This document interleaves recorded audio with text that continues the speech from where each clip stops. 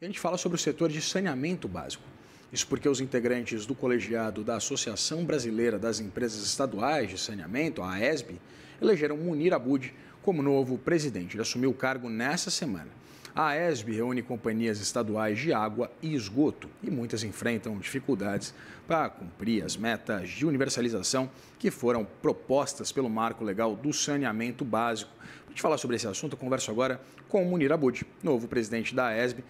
Tenho aqui em tela também nosso querido diretor de jornalismo em Brasília, Daniel Hittner. Muito boa tarde, Abud. Muito boa tarde, Daniel. Boa tarde.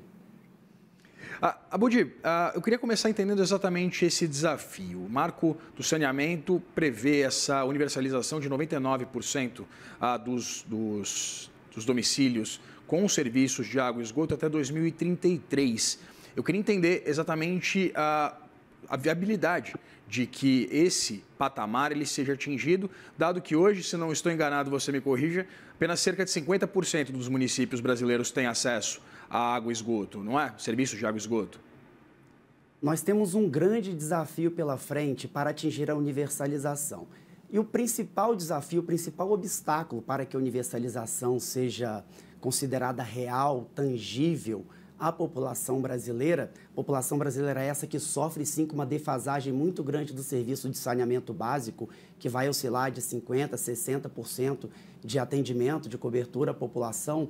Mas o principal ponto é a necessidade de direcionamento de recursos ao setor de saneamento. E quando eu falo recursos, não são apenas recursos públicos, claro, necessários a subsidiar aquelas regiões mais pobres do país. Mas nós temos, enquanto presidência da AESB também, a missão de estruturar operações com o mercado privado, por exemplo, com os bancos, não só os bancos públicos, mas criar essa conexão com o mercado de capitais. O estudo mais recente aponta uma necessidade de aproximadamente 700 a 800 bilhões de reais para que a universalização se transforme em possível até 2033. E para que isso seja factível, possível, tangível, é necessário sim um direcionamento de recursos nessa direção. Esse seguramente é o nosso grande e maior desafio. O Brasil tem que colocar o saneamento como assunto primordial no centro das discussões. O marco regulatório teve essa importância de trazer aí, com a edição do novo marco, a necessidade de universalização, lançando inclusive luz sobre os dados de saneamento básico. Agora que nós temos isso bem mapeado, nós temos que direcionar recursos para que as companhias possam atingir a universalização. Munir, muito obrigado aqui pela sua visita ao estúdio da CNN em Brasília. O que a gente percebe no mapa brasileiro do saneamento é que alguns estados conseguiram conceder seus serviços de saneamento, o que é importante para a capacidade de investimento e o atingimento da meta de universalização do serviço em 2033. A própria Cesan, empresa do Espírito Santo que você preside, acabou de fazer uma PPP trazendo o setor privado, mas a gente percebe muitas companhias estaduais de água e esgoto pelo país que continuam à frente dos serviços e muitas sem capacidade do investimento necessário para chegar à universalização. Que tipo de punição pode acontecer para essas companhias? Ou, pelo contrário, como, de fato, fazê-las, dotá-las de uma capacidade de investimento ou forçá-las à concessão dos serviços? O marco regulatório coloca de forma muito clara que as companhias estaduais de saneamento básico, notadamente as estatais, têm que demonstrar a sua capacidade econômico-financeira para a universalização. Em caso de não fazer, daí a importância de ter um órgão regulador forte e independente, para que esse órgão regulador possa intervir no contrato, inclusive decretando o seu fim, estabelecendo uma nova possibilidade de gestão do saneamento básico naquela região.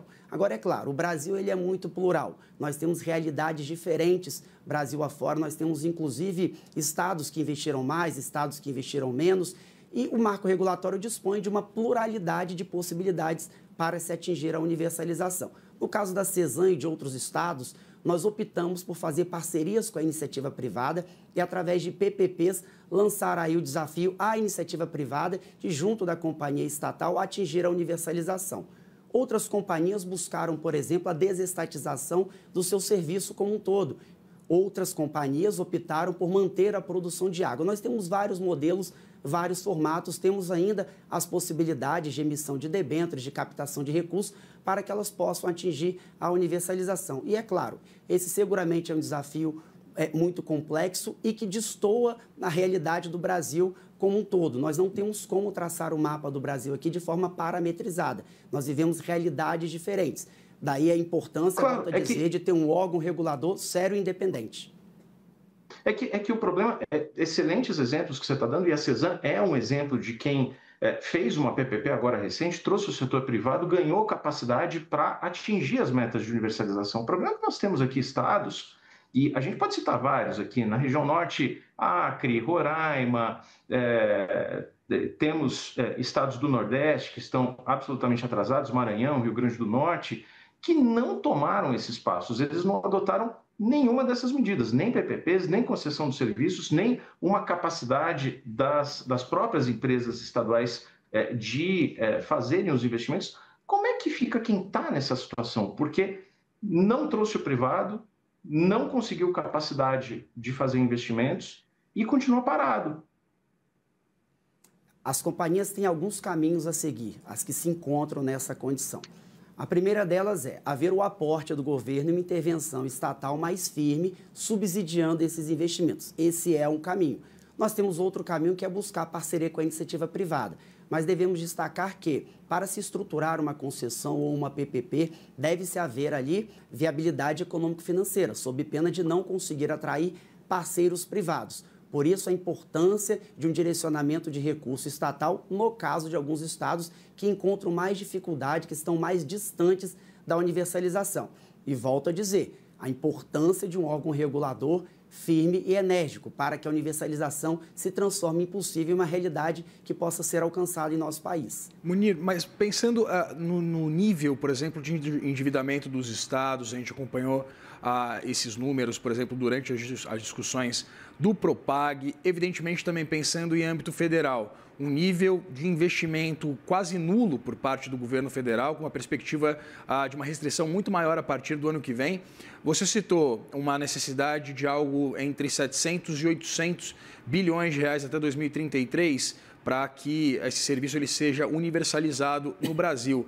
Novamente, como fazer isso? Como acessar, por exemplo, esses recursos em mercado? Você citou, por exemplo, a emissão de debêntures e citou a possibilidade das PPPs e concessões, mas eu queria entender exatamente como garantir exatamente essa perspectiva se a gente pensar nesse cenário de uma restrição financeira por parte dos entes nacionais e subnacionais tão ostensiva quanto a gente vê hoje.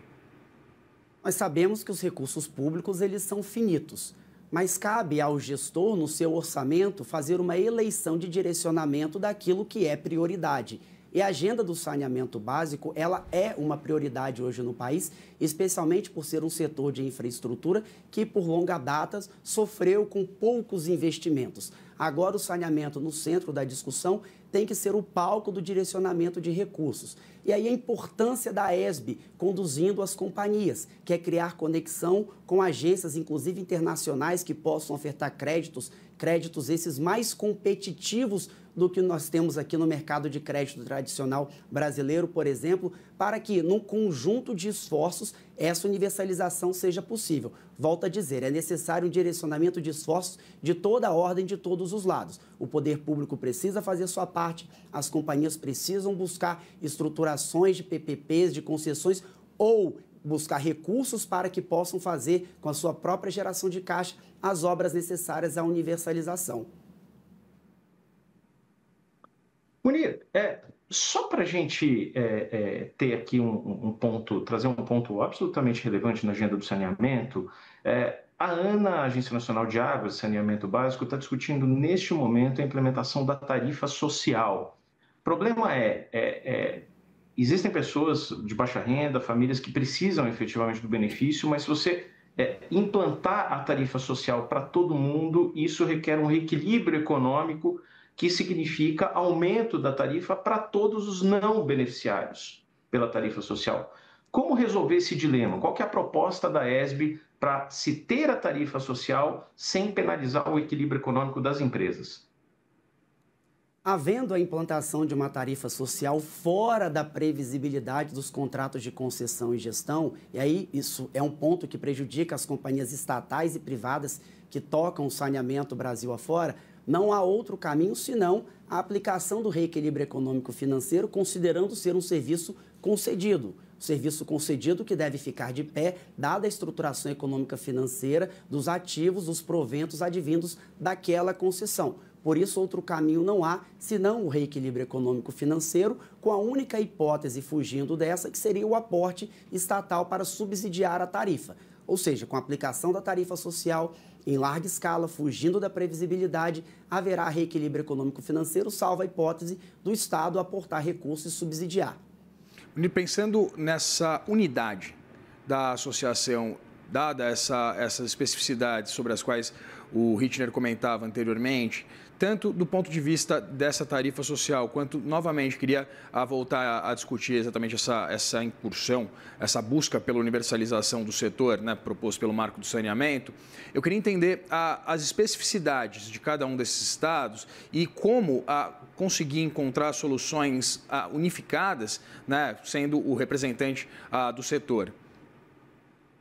Nós dificilmente vamos conseguir encontrar uma solução que possa ser parametrizada para todos os estados da federação, dado as diferenças que nós temos. Diferenças essas que vão desde recursos hídricos para a captação, diferenças que vão, inclusive, sob o ponto de vista geográfico, que dificulta muitas obras de saneamento. O que nós temos que criar é condições para que essas companhias atinjam a universalização. E as condições que nós podemos tratar, entre aspas, como genéricas, são as condições financeiras, de dar a essas companhias recursos, viabilizar recursos, buscando crédito, inclusive, internacional. A agenda do saneamento no Brasil hoje, ela atrai holofote, sim, de fundos, de parceiros privados de fora do país. Cito como exemplo o leilão da Cesan, que foi vencido por duas empresas espanholas, empresas essas que disputaram também o leilão da Sanepar, que ocorreu um pouco antes do nosso. Então, isso mostra que nós temos que dar publicidade à oportunidade. O saneamento básico tem que ser visto como algo social, algo necessário, mas há a possibilidade também de mostrar uma nova imagem para que o mercado de capitais possa se aproximar de algo que é também economicamente rentável para o investidor. Esse é o nosso grande desafio, casar essas duas agendas. E sobre isso eu queria entender exatamente se essa saída da Sabesp, da Copasa e da Corsan, da associação, enfraquece a capacidade da entidade de encontrar essas soluções, não evidentemente numa única direção, mas com uma possibilidade de um impacto maior, exatamente, por exemplo, em mercados, um estado como São Paulo, por exemplo, com mais de 40 milhões de habitantes. Eu queria entender se a saída dessas companhias ela não enfraqueceria exatamente as iniciativas encabeçadas pela associação. Se me permite uma singela correção, a Sabesp retornou aos quadros da associação, a Corsan também. Perfeito. Nós temos aqui o seguinte ponto: a ESB não é uma associação hoje de companhias estatais de saneamento mais. É a marca que nós queremos apresentar. Hoje a companhia tem no seu quadro de associados empresas privadas do setor de saneamento, desde que haja a sua prestação regionalizada. Nós temos a Corsan no nosso quadro de associados, temos a Sabesp no nosso quadro de associados e estamos buscando outros parceiros para estarem também associados, como por exemplo, a Deso, que foi recentemente desestatizada em sua grande parte, o Pará, recentemente desestatizado, e todos eles são atores importantes que podem estar dentro da associação. Associação que, como eu disse, não é mais uma associação, não é um conglomerado de empresas estatais, é um conglomerado de empresas estaduais de saneamento, tendo como pré-requisito a prestação regionalizada do serviço. Rittner.